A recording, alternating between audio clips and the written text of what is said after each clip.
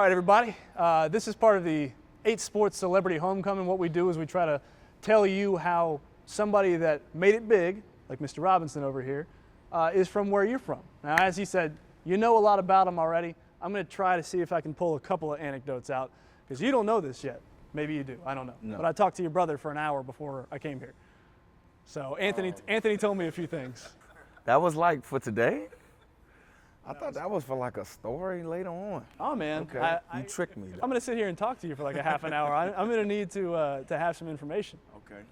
But it starts right here in the east end of Henrico. Anthony tells me you guys grew up, your mom bought a house. You guys weren't rich at all, and you weren't destitute, but, you know, it was tight. Man, we had enough. You know, I think we moved into the house my mom currently lives in now.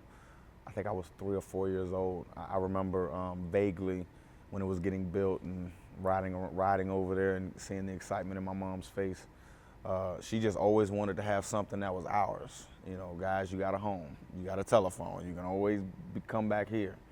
And, you know, just watching her struggle, working 2 and 3 jobs, you know, she would buy like a sack of potatoes, man, and literally we figured out every way how to eat potatoes and hot dogs and stuff like that, man, for like months at a time. But I never went hungry. I never wanted, I always wanted for stuff, but I never needed for anything. And she showed me really what courage is about, what facing adversity is all about. So at a young age, I had a great example right there in front of me, right at home, of what strength is all about. Well, and along those lines, one of the first things that Anthony mentioned was that you guys have different dads, and neither one of them was around. Yeah, man, different fathers, man. You know, being a part of a blended household. You know, when I was young, my mom, she never, you wouldn't have thought it. You know what I mean? I really didn't know his dad. You know, he was old enough to know my father, but no, all we knew was mom. And he said it was a little bit rough between him and your dad, because your dad was around, and Yeah. he was like, well, why aren't you being a father to this kid right now? Yeah, man, you know, just waiting to, you know, my dad would always say, I'm coming to get you, I'm coming to pick you up, you know, and you just sitting there waiting, you know what I mean? And my brother and my mom would see that, but he was sick, you know, he was on, you know, was on drugs at the time, and I didn't understand that he was sick as a kid, you know what I mean? And honestly, I thank my real father. I thank him today about that, because it really taught me what not to do when I became a father. You know, I mean, I took a positive out of it. But since I've been older, we've kind of resolved that. You know what I mean? He's trying to be back in my life. You know what I mean? It's genuine. You know what I mean? He just understands that he missed out on a big part of my life. So, Well, how different do you think it would have been had he been around from the start? man, I would have known what being a man is really all about at an early age. You know what I mean? I would have, I don't know, I may have played another sport. I may have done something bigger. I may have, who knows?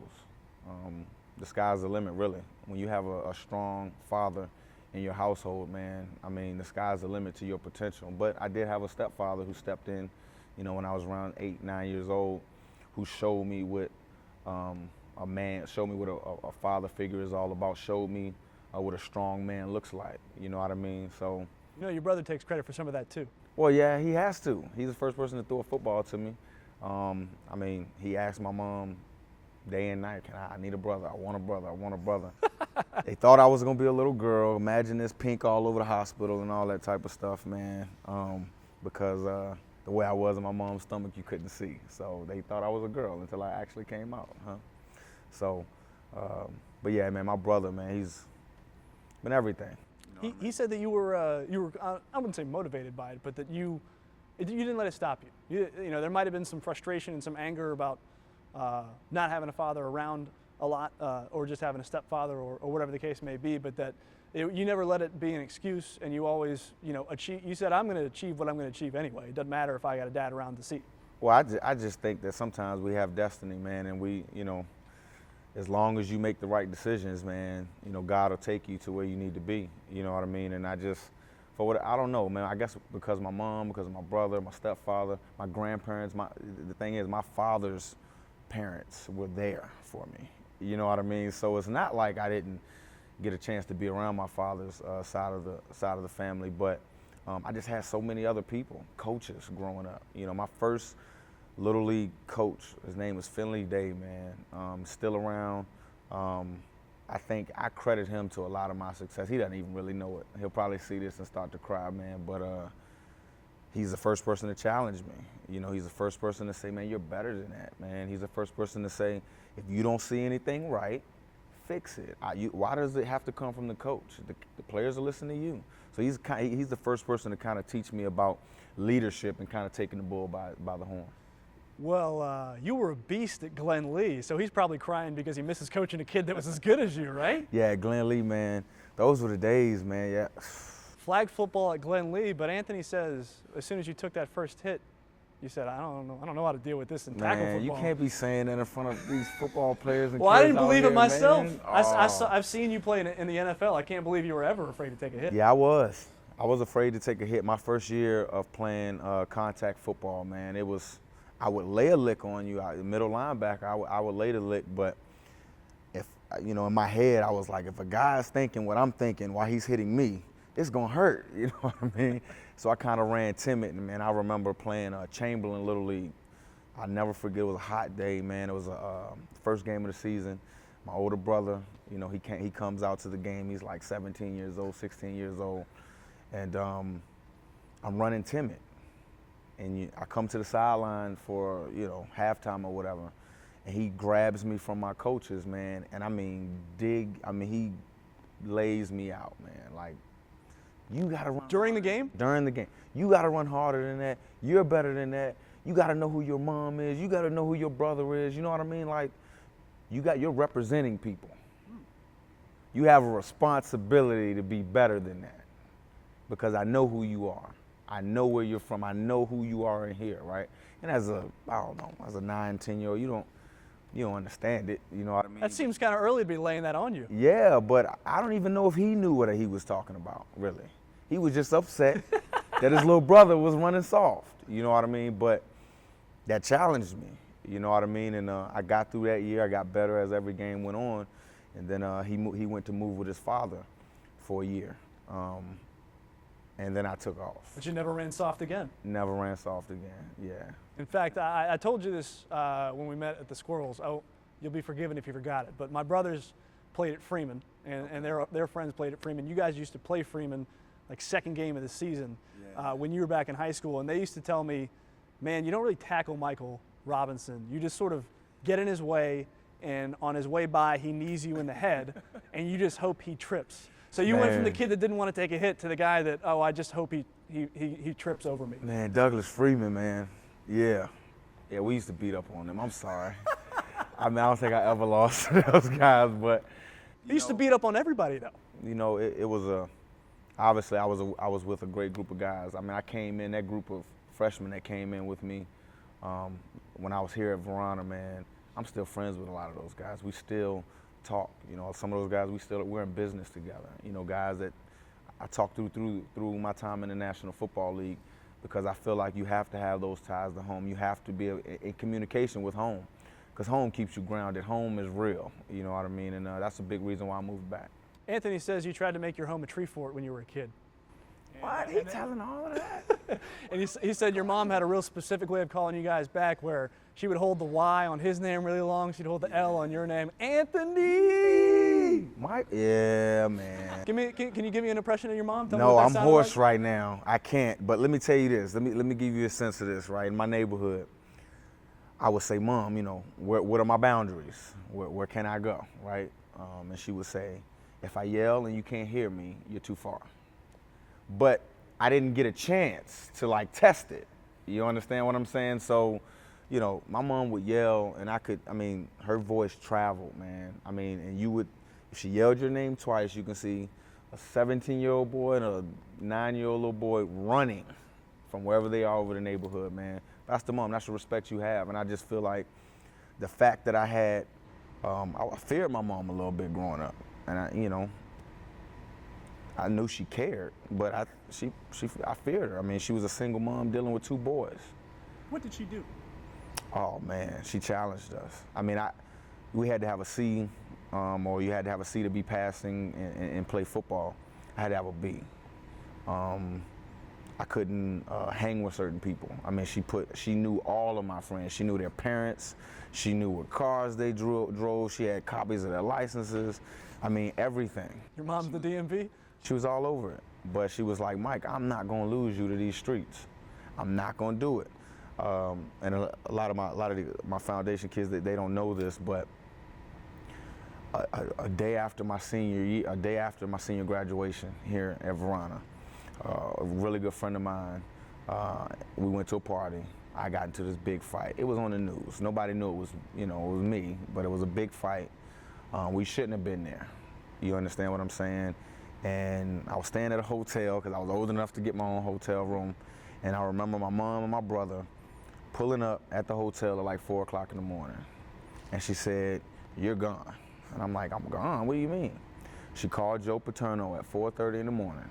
And she said, "He will be there at 11 a.m. tomorrow." And that was the last time I lived here in Richmond. The night of my graduation, I left the next day. Wow. So Yeah. she got you the heck out of here, even though I'm sure she wanted to keep you close because she loves you. Again, she said, "I'm not gonna lose you to these streets, even if I gotta cry every night because you're gone. You won't get lost to these streets, not on my watch." Well, how much do you think that playing football and being successful at it helped you stay away from trouble as well?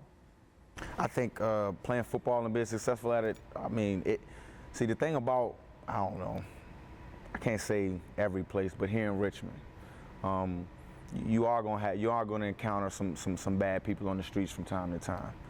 But when you're an athlete and you're liked, you're respectable, you're respected, you treat everybody the same as I did growing up.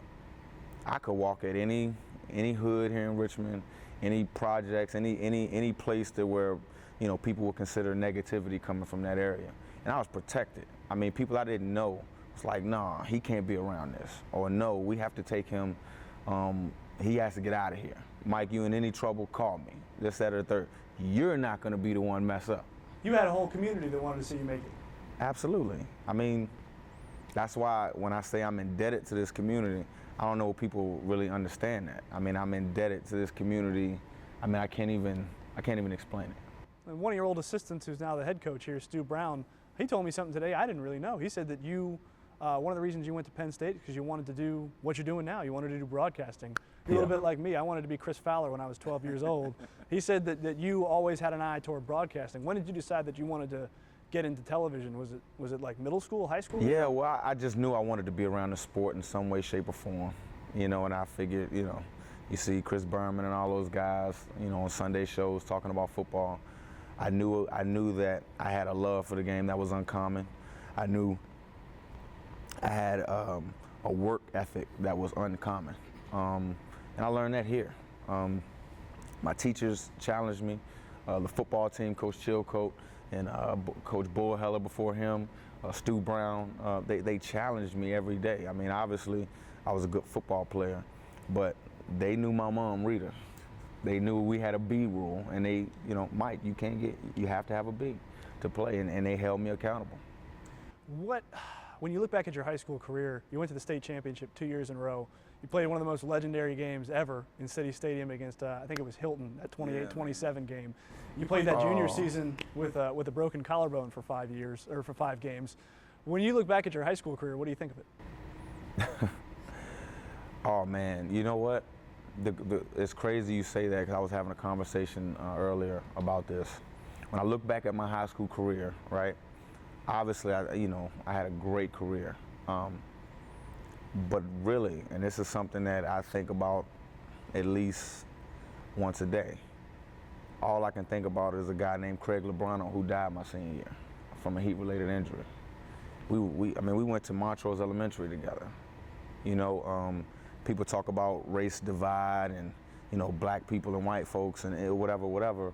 Craig was a white guy. I spent the night at his house. He spent the night at my house. I mean, we didn't see color. He hung out in my neighborhood with all black guys, and he was accepted. I hung out in his neighborhood. I didn't know what was going on, but I was accepted.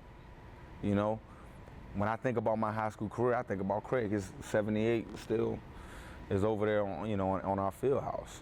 Number one, the top lineman in the state of Virginia. I remember that. Can run a 7.5-minute mile at 320 pounds. I mean, can you imagine that? Were you there that day? Yeah, I was there that day, man. I was there the day he died. I was there the night before when we lost to Hopewell. We were the 12th ranked team in the nation for the first time in our school's history, as far as I can remember. And we were the last guys in the locker room the night before. That's why it resonates so deeply with me. And we just couldn't understand why we lost. We lost 7-6. And he just was like, Mike, because we were seniors, because that season meant so much. We were the 2 highest recruited guys in the state. We felt a personal responsibility for it.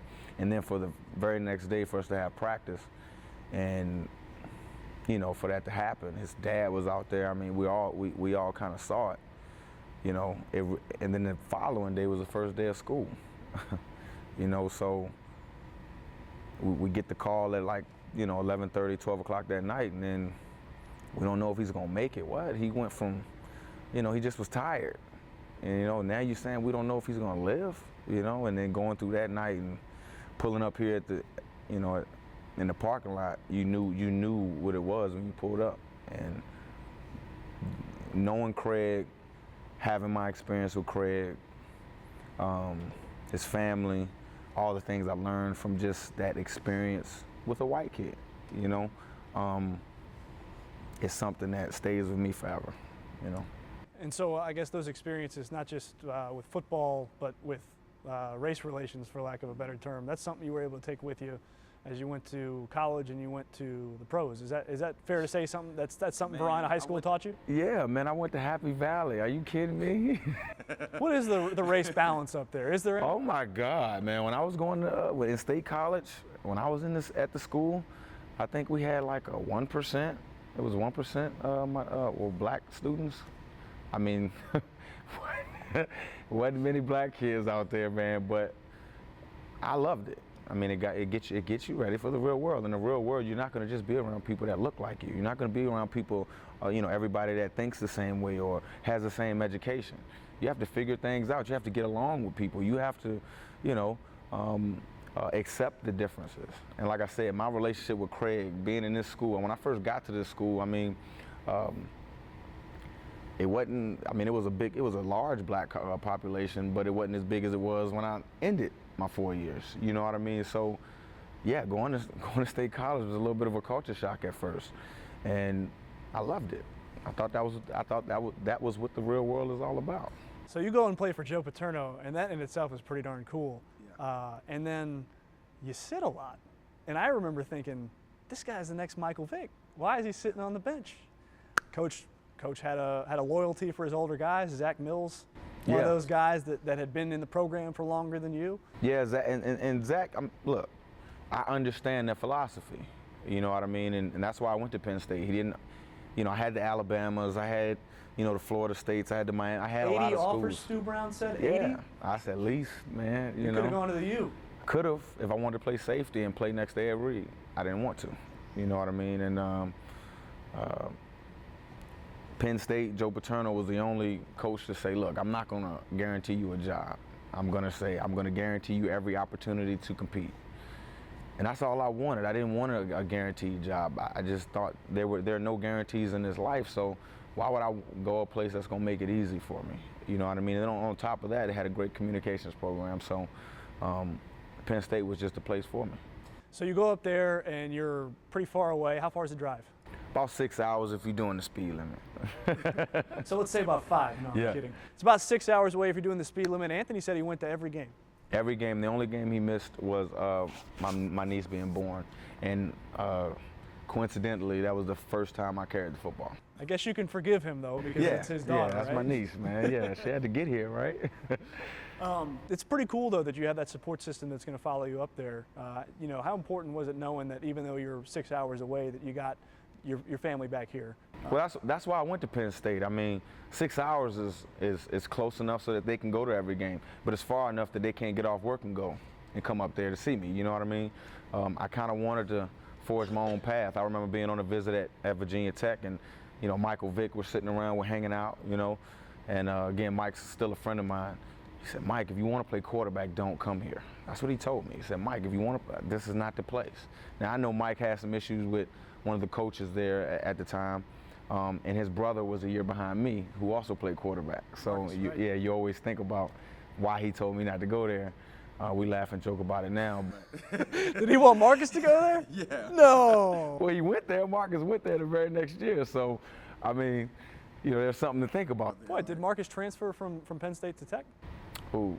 Oh, wait, I'm thinking about Marcus Vick. Yeah, Marcus Vick. He went to Virginia Tech. Virginia Tech. Oh, he told you not to go to Virginia Tech. Michael Vick told me not to go to Virginia Tech. I thought you said he told you not to go to Penn State. No, he told me to go to Virginia Tech. He said, man, if you want to be a quarterback, if that's what you want to do, don't come here. And I'm like, dude.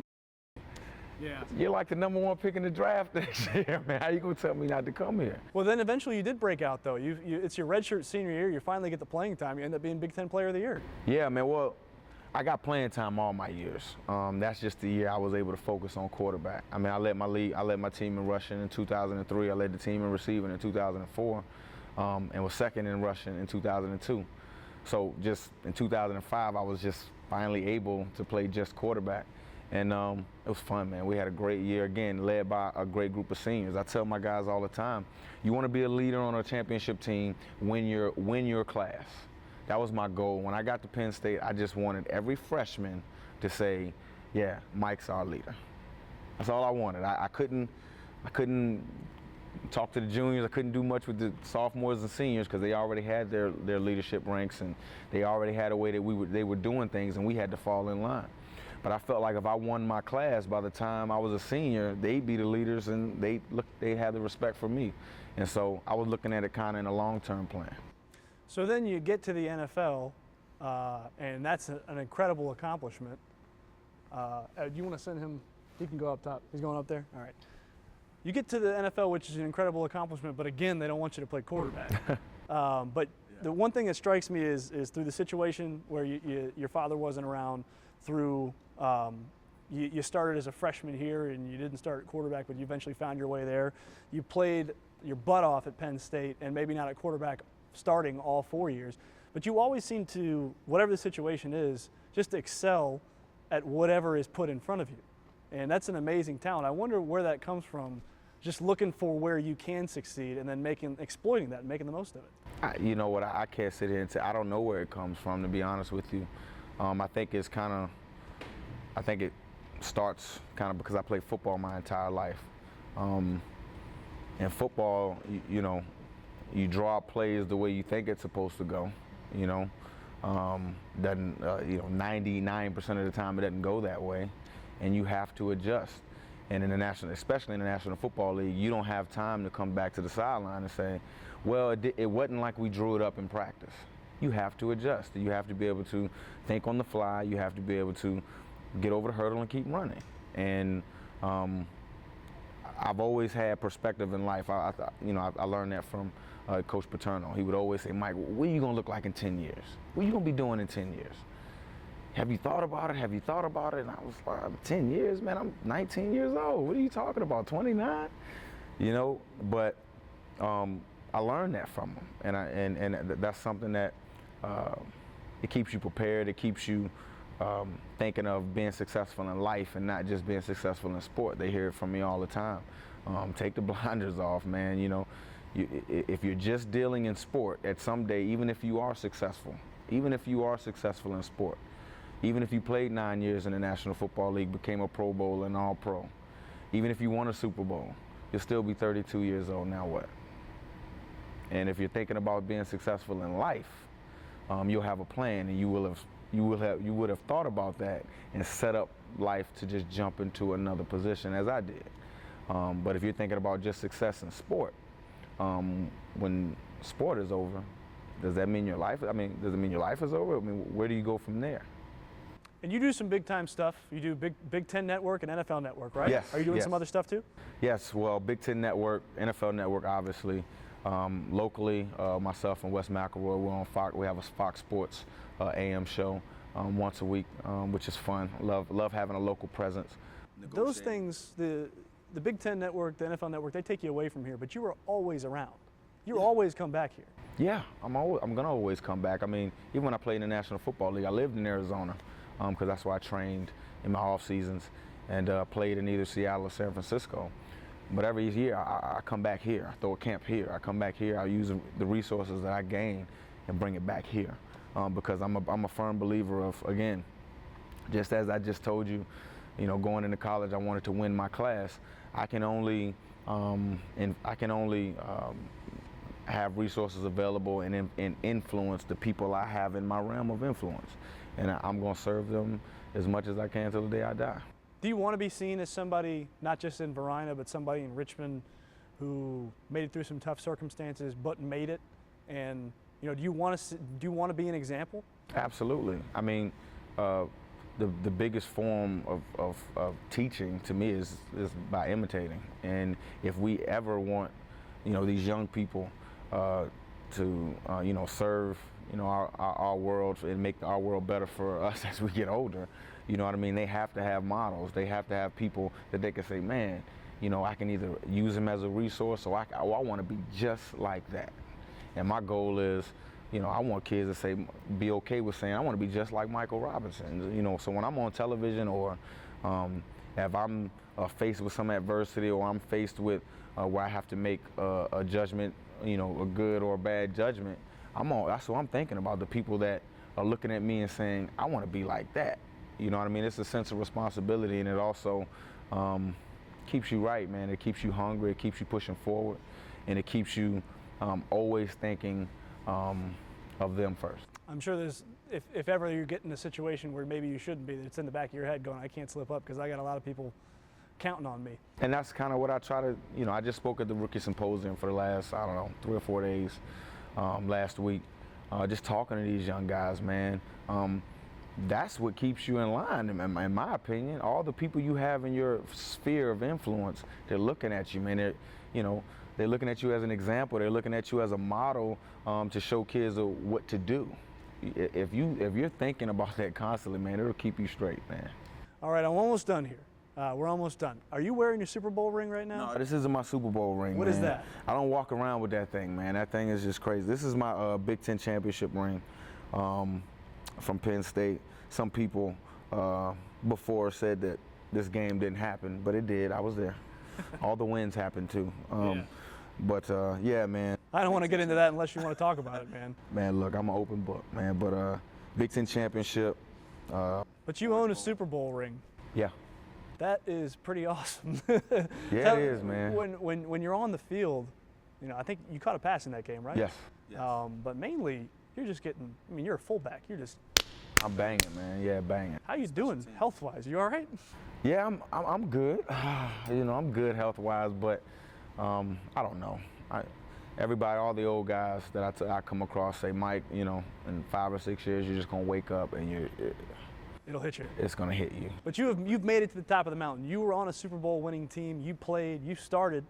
You're from Richmond, Virginia. You started and won a Super Bowl. That's amazing. Do you ever look back and say, I know a lot of guys from Texas and Florida and California that probably have a better chance to get here, but I came from where I came from, and that's pretty special. It is, man. And honestly, they've already heard this, but when I won a Super Bowl, man, I was anticipating a joy, right? I was anticipating this joy that just really wasn't there. I'm not gonna lie to you. I was kind of disappointed. Obviously, look, it's great to win the Super Bowl. I'm not taking anything away from that. But after you do the confetti, angels and all of that type of stuff, and after the dust settles, okay, and the next season starts, it's going to be another Super Bowl champion. You understand what I'm saying? And that kind of dies down. And I felt like so often these Super Bowl rings and, winning Super Bowls define people, right? And again, I'm thinking outside of sport. I don't feel like I was put here to just influence people in the sport of football. That's not what I'm about. That's not true influence in my definition of it. You should be trying to make people, better human beings, right? And so that emptiness that I didn't have, I didn't fulfill it until I came back to Richmond right after the Super Bowl and started coming to my Team Excel program and seeing the growth from the kids, seeing them competing to try to get better grades. Seeing arguments go from, over what, some game that was last night till now they're arguing over who can have the highest GPA next week. That's the rhetoric. We need to change the rhetoric. So, I know it's a long answer to your question, but the Super Bowl is great, but I look at it just gave me a platform to stay relevant. It gave me a platform to stay relevant, to get resources to the people that need it. So this is still where you find your joy, though? Yeah, man. That's why I get up in the morning. If you get up in the morning for just a paycheck or just for something else other than making somebody else better, you're a slave. You understand what I'm saying? So I don't like to be that. All right. Well, I'm done. Is there anything else you would like to say? I'm good, man. Anything else you want to tell these kids? You said you're done They told know them everything everything, twice. man. They know all my stuff. You need to interview him right here in the red shirt right there with the 2 chains on. Yeah? Yeah. Yeah, so you know all these kids' names, you know what all their my people, GPAs man. are too, right? I got him in a data system. Yeah, I don't necessarily know him right off the top of my head, but yeah, man, he's a great group of kids, man. I love him, man. Well, Michael Robinson, thank you so much for your Thank time. you. You're Appreciate definitely it, man. Somebody that kids can look up to around here, and I Thank appreciate you giving us some of your time. Thank you, man. Good, man. You got the tie going and all of that. Man. Doing it. Hold on, stay put for just a second. Oh, we got to let it roll for a second as we go. Let it. One more thing. Do you want to mention the foundation and how people want to get involved? You want to add that in there somehow? Yeah, sure. We can do that, no problem. Let's let me let them get repositioned. You guys let me know when you're ready to go.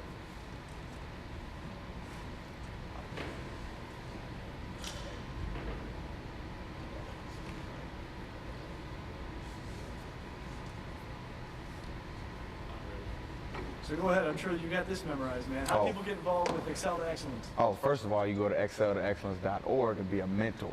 I mean, that's where it's at. I mean, Team Excel, which is our signature program at Excel to Excellence, that's our big program where we're in schools. These kids are competing against, from a team standpoint, one another. Eventually, it's going to be school against school. And this is where we're making a difference. Our community mentors, they're with them literally every week. They're the ones who are in constant contact. So if you're a mentor out there, I don't care what you do, we need you. The kids need you. The community needs you. And you don't necessarily have to be a millionaire. I always talk about, one of our janitors here at Verona, man, Mr. James. Been here, I don't know, 35, 40 years, maxed out his 401k. That's financial, doesn't have a bill. That's financial freedom. That's success, you know what I mean? So, and he helps out. You don't necessarily have to be, again, a millionaire, man. Just come out and care and be here. Yeah, have time and care, man. Good. Yeah, I think, what do you guys want from us now as far as anything else? I wouldn't mind a shot at him with the kids. Yeah, let's take the microphone off you. You want to take the mic off? Yeah. We'll take the microphone off you. If you want to say hey to the kids, shake hands, do what you were doing before. That's Cool, man. My bad, I came in here, I didn't know what was happening.